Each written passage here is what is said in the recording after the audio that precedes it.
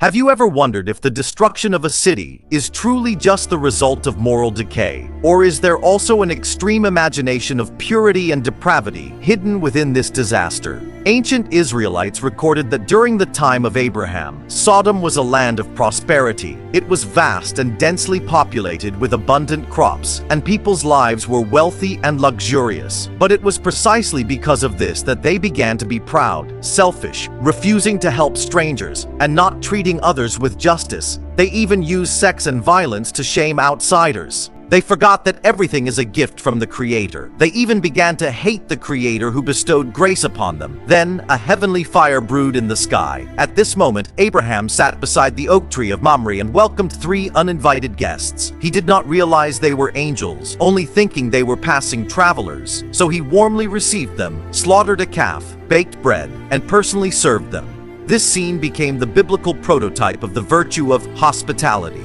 One of the angels announced to him, his wife Sarah would give birth to a son in her old age.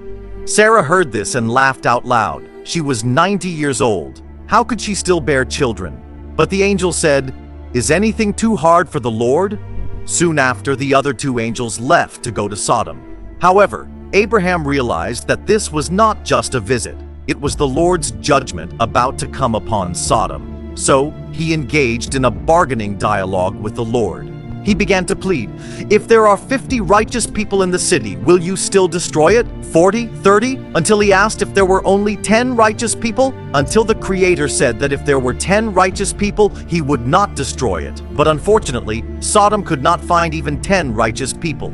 2 angels entered Sodom, and Lot welcomed them. He was Abraham's nephew, rescued from the Assyrian army in the previous chapter, and he also inherited his uncle's generous and hospitable character. That night, the men of Sodom gathered at the door of Lot's house, demanding that he hand over the 2 handsome men to satisfy their lust. Lot begged them to calm down and even offered his 2 virgin daughters in their place. But the men of Sodom were unyielding. Their violence not only targeted outsiders, but also completely shattered the moral bonds between people. Then, the angels blinded the crowd. Before dawn, they told Lot, "Hurry and escape. This city will be destroyed." Lot left the city with his wife and 2 daughters, while the 2 men engaged to his daughters refused to believe and stayed in the city. As they departed, the angel warned them not to look back. However, Lot's wife looked back at the land that was once magnificent and now was engulfed in flames. Her hesitation turned her into a salt pillar, which some say can still be seen beside the Dead Sea today. This shows that those who are unwilling to let go of the past will ultimately lose their future. The ruins of Sodom, as the Creator said, have become a barren wasteland that cannot be cultivated. Rachel and her daughters fled to a small place called Zoar, meaning little land. There was no one around, no one to marry, and no help to seek.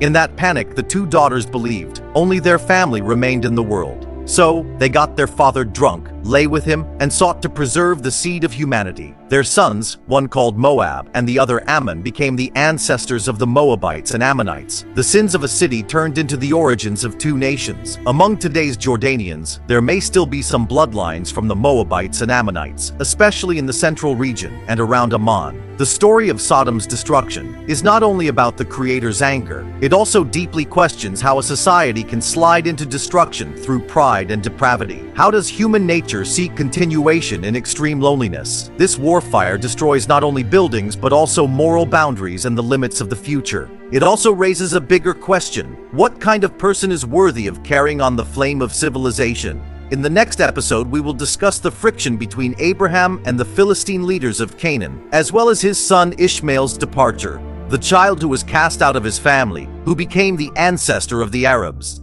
And this marks another beginning of human branching. Finally, I want to ask everyone, do you think I look like Lawrence of Arabia today? I'm Angus. See you in the next episode. Bye-bye.